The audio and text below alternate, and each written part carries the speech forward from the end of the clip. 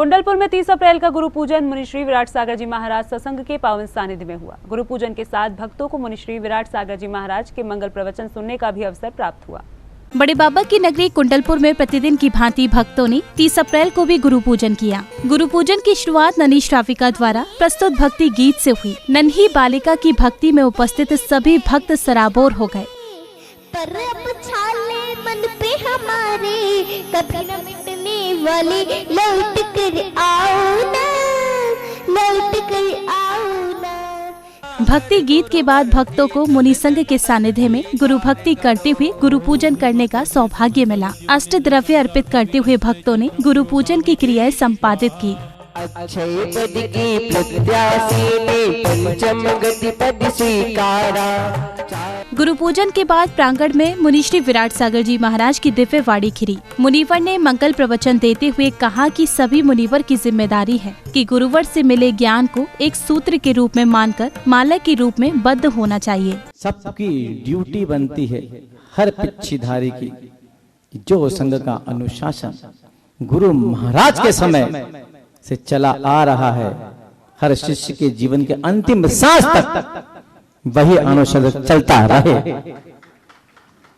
एक माला गुरु महाराज ने बनाई थी, वो सबके सामने उस माला का निर्माण किया था। वो सब माला एक सीक्वेंस में चलती है। अब सोचो गुरु महाराज की तो क्या जरूरत थी उनको, उनका छोटा सा संघ होता 4-5 मुनियों का, खूब प्रभाव ना होता। पर जो भव्य जी उनके चरणों में आया और अपनी प्रार्थना की गुहार लगाई कि आपके चरणों में जगह दे दो, जैसे आप बने हुए हैं वैसे हमें बना दो। वो सोचते मैं क्यों पछड़े में पड़ूं, तुम्हारी तुम जानो मेरी मैं जानो।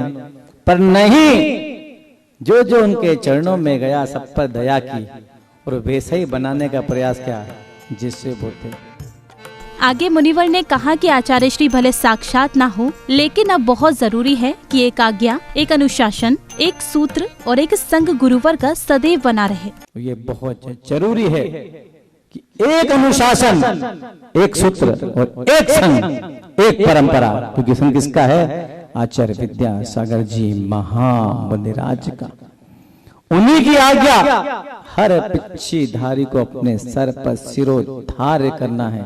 इसमें किंतु परंतु के लिए कोई स्थान नहीं है। बस थोड़ी सी कसक एक मन में, एक प्रेम, एक वात्सल्य, एक समर्पण जो किसी कहीं टूट रहा हो उससे जगाना है। फिर ऐसा लगता है आचार्य महाराज भले साक्षात ना हो, पर आचार्य महाराज की प्रतिक्रिया ही सामने विराजमान है। और इस तरह से 30 अप्रैल के गुरु पूजन की मांगलिक क्रियाएं संपन्न हुई। उपस्थित भक्त आचार्य श्री विद्यासागर जी महाराज के सानिध्य में शुरू हुई इस परंपरा का विधिवत ढंग से निर्वहन कर रहे हैं। जैन फोकस के लिए कुंडलपुर मध्य प्रदेश से ब्यूरो रिपोर्ट। आचार्य श्री समय सागर जी मुनीन्द्र अत्र मम शन्यतो भव भव शन्धिकरणम परिपुष्पांजलि।